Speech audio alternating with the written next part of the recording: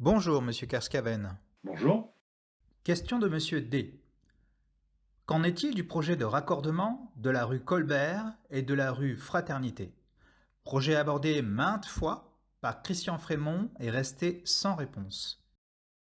Effectivement, je vois cette question de Monsieur D qui est tombée.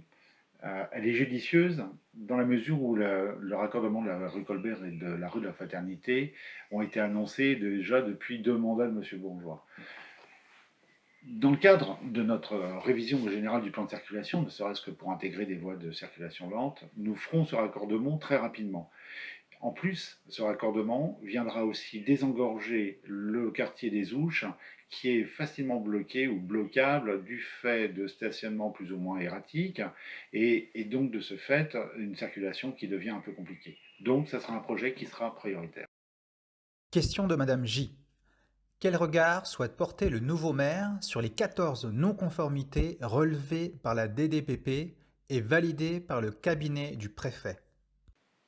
Alors effectivement, je comprends la question de Madame J, qui a trait aux abattoirs et notamment aux nuisances liées aux abattoirs.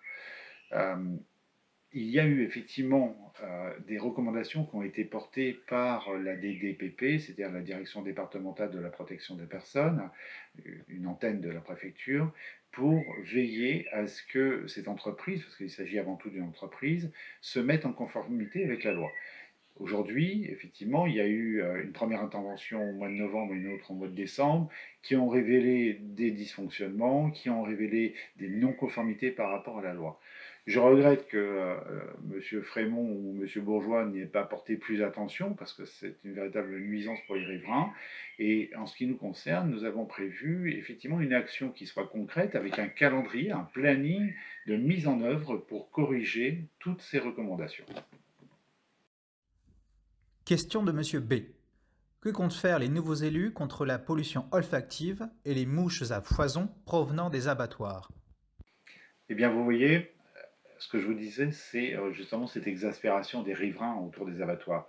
Ce monsieur B nous pose effectivement cette question qui est aussi légitime que la précédente, c'est-à-dire que les gens en ont assez d'avoir des mouches, d'avoir des taches de mouches partout, ils en ont marre de sentir des odeurs mais qui sont pestiférantes, surtout dès qu'il fait beau ou dès qu'il y a certaines festivités, et par conséquent, ça crée une exaspération face aux abattoirs. Les abattoirs, en soi, c'est une entreprise qui certes là n'est pas en conformité, mais si demain elle se met en conformité, on n'aura plus ces nuisances. Et donc cette entreprise s'intégrera parfaitement dans le paysage.